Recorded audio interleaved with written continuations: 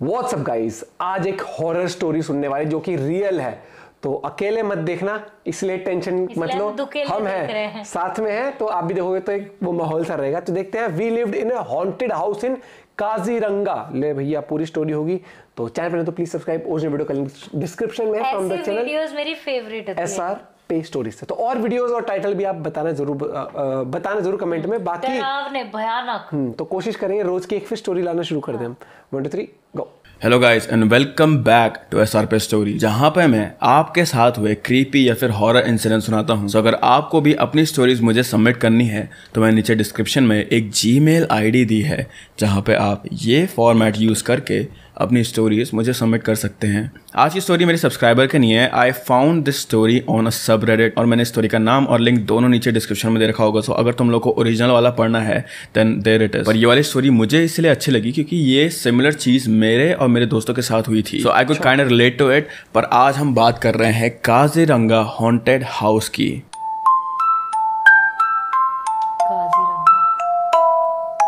Intro बढ़िया है।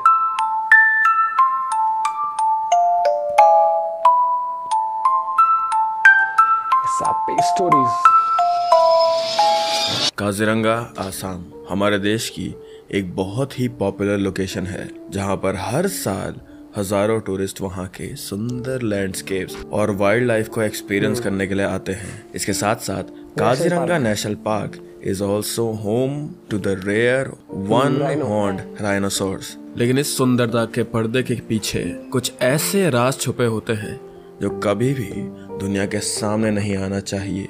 ऐसी जगह जहाँ पर पास में बहुत इंटेंस इमोशन एक्सपीरियंस किए गए हों, लेकिन एंगर, सैडनेस या फियर वहाँ पर काफ़ी समय बीतने के बाद भी इन सब चीज़ों के इमोशनल इम्प्रिंट्स रह जाते हैं, which leads to its haunting.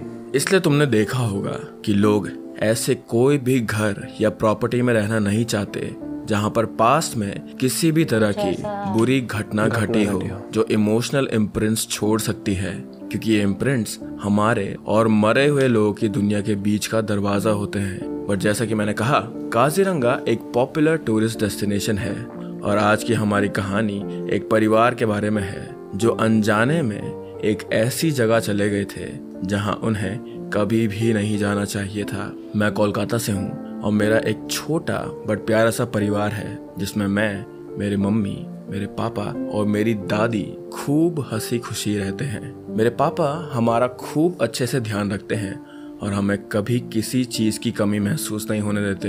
हमारी फैमिली वेल सेटल्ड थी और हमें जब भी मौका मिलता हम कहीं ना कहीं ट्रिप पर निकल जाते थे। सिंस हमें ट्रैवलिंग का बहुत शौक था, लेकिन मैं था वर्ड इसलिए यूज कर रहा हूँ क्योंकि मैं जिस इंसिडेंट के बारे में आज तुम्हें बताऊंगा वो होने के बाद हमारे घूमने फिरने का शौक खत्म हो गया था। 2015 का साल था और हमारी छुट्टियां जस्ट शुरू ही हुई थी कि पापा ने हम सबको बताया कि उन्होंने बुआ के साथ मिलकर पूरे 2 हफ्ते की आसाम ट्रिप प्लान करी थी। ये सुनते ही हमारे घर में बिल्कुल खुशी का माहौल बन चुका था, क्योंकि मैं इतने दिनों बाद अपने कजन्स और बुआ फूफा जी से मिलने वाला था। प्लान बनने के नेक्स्ट डे ही मेरे कजन्स हमारे घर पूरी तैयारी के साथ आ चुके थे।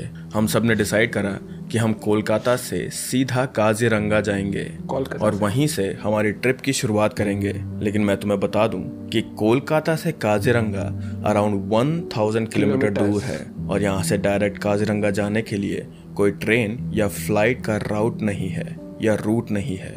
इसलिए हमारे ट्रैवल एजेंट ने हमें सजेस्ट करा कि बाय रोड जाना ही चीपेस्ट और सबसे बेस्ट ऑप्शन होगा हमारे पास। लेकिन मेरी दादी इतना लंबा सफर वो भी कार में करने के लिए बहुत बूढ़ी थी, इसलिए वो हमारे साथ नहीं चल रही थी।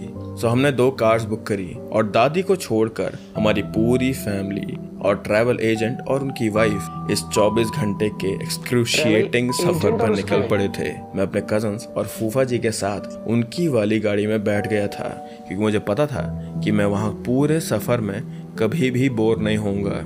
मेरे फूफा जी एक बहुत ही चार्मिंग इंसान है और हम सबको उनके साथ मस्ती करना बहुत अच्छा लगता है। लेकिन मेरा फेवरेट पार्ट तब आता था जब वो हमें भूत और पैरानॉर्मल चीजों की कहानी सुनाते थे।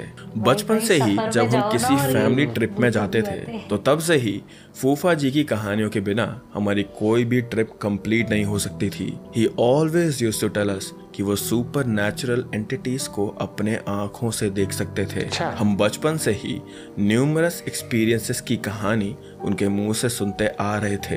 बट इवन दो वो क्लेम करते थे कि वो सारी कहानियां रियल थी, मैं हमेशा से यही मानता था क्योंकि 99% कहानियां मेड अप होती थी, क्योंकि ये भूत प्रेतों में मेरा कोई विश्वास नहीं था। मेरा तो हमेशा से यही मानना था कि हमारा दिमाग कभी कभी आउट ऑफ फियर या कंफ्यूजन में हमें ऐसी चीजें दिखाता है जो हमें डरावनी या सुपर नेचुरल लग सकती हैं, बट इन रियलिटी वो असली नहीं होती।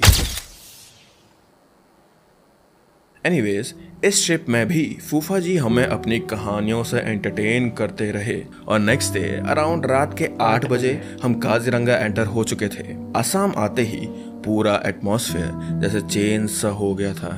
कोलकाता की चहल पहल को पीछे छोड़ हम सब काजीरंगा के सुंदर और शांत एनवायरनमेंट आ चुके थे। वो रात पूर्णिमा की रात थी और ये पहली बार था जब मैंने चांद को इतना लाल देखा था और उसकी रोशनी से पूरी सराउंडिंग लिट थी। It was a scene straight out of those horror movies, eerie but beautiful. Kaziranga में हमने ठहरने के लिए एक बंगलो बुक करा था, सिंस वो नेशनल पार्क के जस्ट एज पर ही लोकेटेड था। इट मेंट कि हमें नेशनल पार्क से अप डाउन करने में कोई परेशानी नहीं आती। It was a 1 story house जिसमें टोटल 5 रूम थे, एक रेस्टोरेंट था और एक बड़ा सा सिटिंग रूम था। उसके सामने एक बड़ा सा गार्डन था जो इस पूरे बंगले को एक बहुत ही लग्जूरियस लुक दे रहा था। लेकिन एक चीज वहां ऐसी थी जो बहुत ही ऑड लग रही थी। बंगले के ठीक सामने एक इनकम्प्लीट घर था जिसमें 2 रूम दिखाई दे रहे थे और उन दोनों रूम के एक साइड कोई वॉल नहीं थी।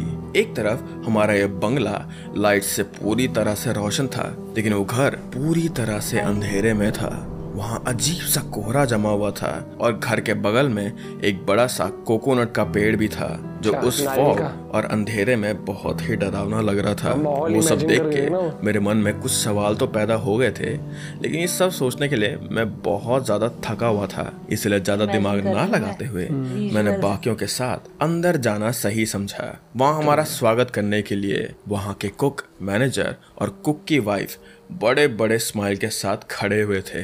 बाहर से वो बंगला तो पुराना लग रहा था, लेकिन अंदर घुसते ही वी वर प्लेजेंटली सरप्राइज्ड, क्योंकि अंदर के रूम्स बहुत ही सुंदर और नए नए लग रहे थे। लेकिन वो लोग हमारे साथ बहुत अच्छे से पेश आ रहे थे, but it was a bit too nice. It felt like कि इनकी स्माइल के पीछे कोई ना कोई बड़ा राज छुपा था। लेकिन हम सब इतने लंबे सफर के बाद बहुत ज्यादा थके हुए थे, इसलिए I thought to myself कि maybe I am just tripping. और फिर हम सब हल्का फुल्का डिनर करके अपने अपने रूम्स में रेस्ट करने के लिए चले गए, क्योंकि नेक्स्ट डे हमें सफारी के लिए जल्दी उठना था। मैं और मेरे कजन्स साथ में सो रहे थे और बुआ, फूफा, मम्मी, पापा और ट्रैवल एजेंट और उनकी वाइफ सब ने एक एक रूम ऑक्यूपाई कर लिए थे। And again the rooms were too good. It felt like कि हम सब पहले लोग थे जो उन रूम्स में स्टे कर रहे थे। मैं अपने कजिन्स के साथ बेड पर लेट चुका था, लेकिन अभी तक मुझे नींद नहीं आई थी।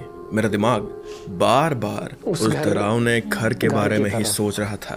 There was something very unsettling about it, और मेरे ना चाहते हुए भी मेरा ध्यान उसी की ओर जा रहा था। It was almost like it was calling to me, but luckily मेरा कमरा बंगले के पीछे की ओर था, इसीलिए वो डरावना घर मेरे व्यू में नहीं था। अब सारे लाइट्स ऑफ हो चुके थे और पूरे बंगले में अजीब सी शांति छा गई थी और रूम की क्लॉक की टिक टिक सुनते मुझे कब नींद आ गई मुझे पता ही नहीं चला।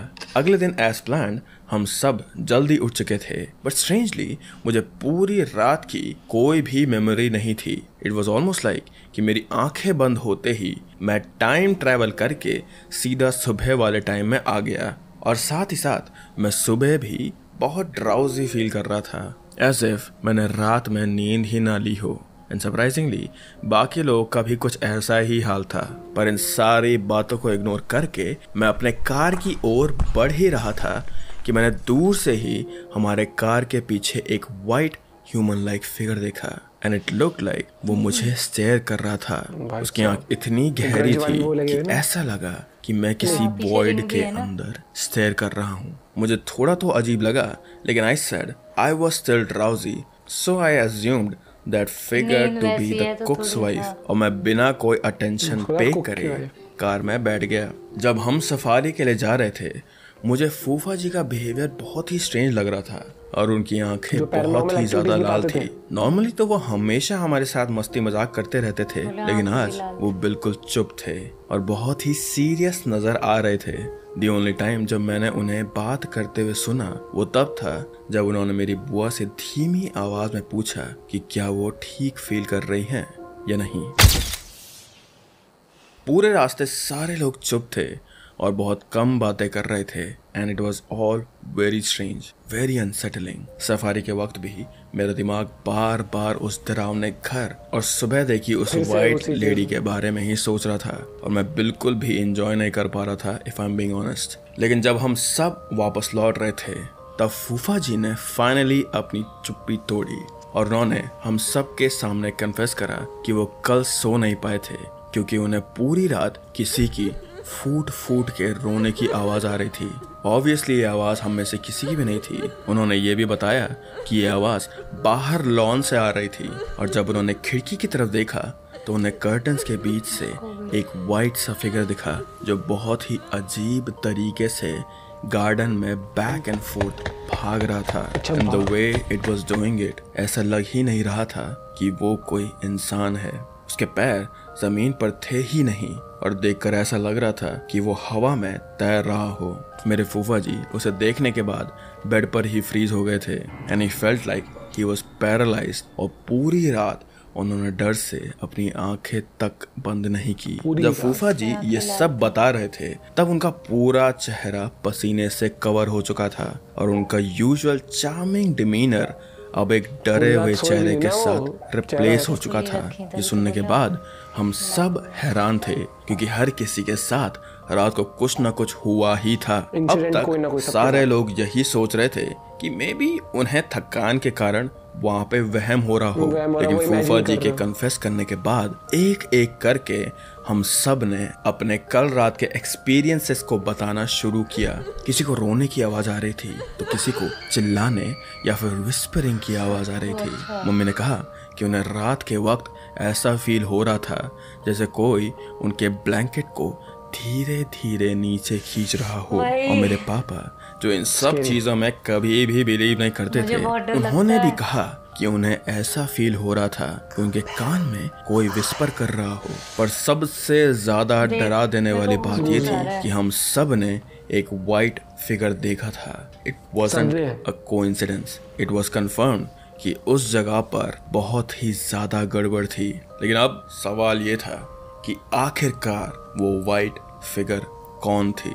It look like a lady, पर उस घर में हमारे अलावा सिर्फ एक ही औरत दिखी थी हमें और वो थी कुक की वाइफ। बट हमारे ट्रैवल एजेंट की वाइफ ने बताया कि आज सुबह ही उन्होंने कुक से उसकी वाइफ के बारे में पूछा था क्योंकि उन्हें भी लास्ट नाइट वो वाइट लेडी दिखाई दी थी। बट कुक ने बताया कि उसकी वाइफ रात को उस बंगले में रुकी ही नहीं थी। वो अपने बच्चों का ध्यान रखने के लिए वापस अपने घर चली गई थी। And I kid you not, ये सुनकर सबके अंदर का डर आसमान छू रहा था। अगर वो वाइट लेडी कुक की वाइफ नहीं थी तो आखिर वो थी कौन। जब हम वापस बंगले में आए हम सब बैठकर इस चीज के बारे में डिस्कस कर रहे थे और हमारी बात उस कुक ने सुन ली थी। And he ran inside to call out the manager. Manager दौड़ते दौड़ते हम सबके पास आया and his first response was to convince us to not leave that place. हमने कुछ कहा भी नहीं था और वो हमें कहने लगा कि इस बंगलो का एरिया पूरी तरह से सेफ है और यहाँ कोई आपको कुछ भी हार्म नहीं पहुँचा सकता है। इतना तो कंफर्म था कि समथिंग वाज रॉन्ग हियर। लेकिन मैनेजर के इस बिहेवियर से ये बात पक्की हो गई थी कि वो लोग कुछ ऐसा जानते हैं जो वो हमसे छुपा रहे थे। हमने उन लोगों को थ्रेटन करा ये बोल के कि अगर उन्होंने हमें नहीं बताया कि यहाँ क्या चल रहा है तो हम सब उसी वक्त वहाँ से निकल जाएंगे। ये सुनकर वो हमारी बात मान गए और फिर उन्होंने कुछ ऐसा बताया जिसे सुन के हमारे रोंगटे खड़े हो गए थे। उन्होंने बताया कि कई सालों पहले एक लेडी ने बंगलों के सामने वाले अंडर कंस्ट्रक्टेड बिल्डिंग में खुद की जान ले ली थी। हमें ये तो नहीं पता चला कि उसने ऐसा क्यों करा, लेकिन व्हाटएवर इट वाज, उसके इम्प्रिंट्स इतने ज्यादा स्ट्रॉन्ग थे कि आज तक उस लेडी की आत्मा वहां पर भटक रही थी और यहाँ आए टूरिस्ट को अक्सर वो दिखाई देती थी। कुछ महीनों पहले कुछ टूरिस्ट जो यहाँ रहने आए थे, उन्होंने बताया कि उन्हें रात को वो लेडी उस कोकोनट ट्री के ऊपर बहुत तेजी से आगे पीछे स्विंग करती हुई दिखी थी। ये इंसिडेंट सुनकर वो सब इतना डर गए कि उन्होंने वहां बंगलों में पूजा कराई थी और सामने वाली इनकम्प्लीट बिल्डिंग को कंप्लीट करने की कोशिश भी करी थी। लेकिन जो वर्कर्स उस पे काम कर रहे थे वो जल्द ही बीमार पड़ गए थे और काम बीच में ही उन्होंने छोड़ दिया था। दिस एक्सप्लेन्ड कि वो बंगलो अंदर से इतना न्यू क्यों दिख रहा था। इट वॉज बिकॉज वहाँ कोई आना ही नहीं चाहता था और अगर हमारे जैसा कोई अनफॉर्चुनेट टूरिस्ट आ भी जाता वहाँ तो एक रात से ज्यादा तो वो वहाँ नहीं रुकता था। इसकी वजह से बंगलों वालों को बहुत ज्यादा लॉस सहना पड़ रहा था एंड दैट्स व्हाई वो लोग ये सच टूरिस्ट से छुपा कर रखते थे ताकि वो लोग इस बंगलों को छोड़कर ना जाएं। ये सब जानने के बाद हम वहाँ 1 मिनट भी नहीं रुकने वाले थे, इसीलिए हमने तुरंत अपना सामान पैक करा and we left for good. लेकिन जब हम उस बंगले से बाहर निकल रहे थे तब अचानक से वहाँ की हवा ठंडी हो चुकी थी और एक मनहूस सा सन्नाटा पूरे बंगले में छा गया था। जाते वक्त जब मैंने गाड़ी में बैठे बैठे पीछे मुड़कर देखा तो मुझे उस कुक और मैनेजर के इमोशनलेस चेहरे हमें घूरते हुए नजर आ रहे थे और जैसे जैसे हम लोग दूर जाते गए वो बंगला भी कोहरे में समाकर कहीं गायब हो गया था। काजीरंगा की हमारी ये trip was meant to be an adventure, लेकिन looking back at it now वो किसी नाइटमेयर से कम नहीं था। इस इंसिडेंट के बाद पैरानॉर्मल चीजों को लेकर मेरी सोच हमेशा के लिए बदल गई थी और मेरे फूफा जी की पैरानॉर्मल स्टोरीज जिन्हें आज तक मैं झूठा मानता आया था उस पर अब मुझे भरोसा होने लगा था। इस ट्रिप को याद करके आज भी हम सब की रूह कांप जाती है and we have learned a lesson कि कुछ बातें राज ही रहनी अच्छी होती हैं। Well, that was it for today's video and I hope कि तुम लोगों को ये पसंद आई होगी। अगेन जो ये रेडिट स्टोरी है इसका लिंक मैंने नीचे डिस्क्रिप्शन में दे रखा होगा, सो अगर आप लोगों को ओरिजिनल स्टोरी पढ़नी। सबसे पहले तो जिस तरीके से नरेट करा, माहौल बना, बैकग्राउंड में हल्का सा म्यूजिक और साउंड इफेक्ट्स, जैसे वो बोला ना कि वो आगे पीछे भाग रही थी, वहां पर साउंड इफेक्ट जो लगाया था चलने का, जो विजुअल्स लगाए। जब मुझे गूज़बम्स आए थे ना, जब उसने बोला ना कि ऐसा लगा कि कोई मेरे ब्लैंकेट को धीरे धीरे खींच रहा है। और सबसे अच्छी बात है इस नरेशन को आप विजुअलाइज कर पा रहे थे अपने माइंड के अंदर। और एक और चीज मैं कहूंगा कि जो इमेजेस जो लगाई गई बहुत सही, चाहे मूवी सीन्स कुछ कुछ लगाए गए, चाहे इमेजेस लगाई गई जो जैसे एनिमेटेड थी उनसे, लेकिन आप एक विजुअलाइज कर पा रहे थे। और एक चीज होती है कि जब आपके कुछ ऐसा एक्सपीरियंस होता है ना तो वो आपकी लाइफ में ना लाइफ लॉन्ग आप उसको कैरी करते हो, वो आपके माइंड में बैठ जाता है कहीं ना कहीं, फिर आपका नजरिया कहीं ना कहीं चेंज हो जाता है, पर्सपेक्टिव चेंज हो जाता है। वही फैमिली के साथ हुआ पूरी उसके साथ। और भाई अगर यही मैं कहूँगा कि कुछ एक्सपीरियंस ऐसे होते हैं जिनको आप एक्सप्लेन नहीं कर पाते, लेकिन स्टोरी सीरियसली भाई ने जिस तरीके से बताई, एक्सप्लेन कर, नरेट करी, अमेजिंग।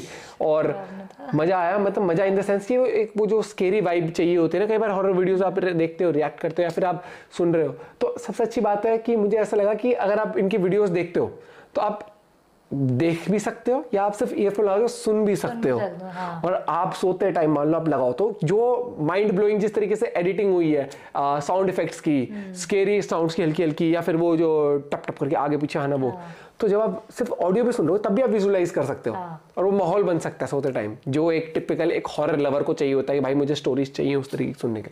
मजा आ गया। और वीडियोस आप बता सकते हो जिन पे मैं रिएक्ट करना चाहिए। Till then bye, have a good day, take care.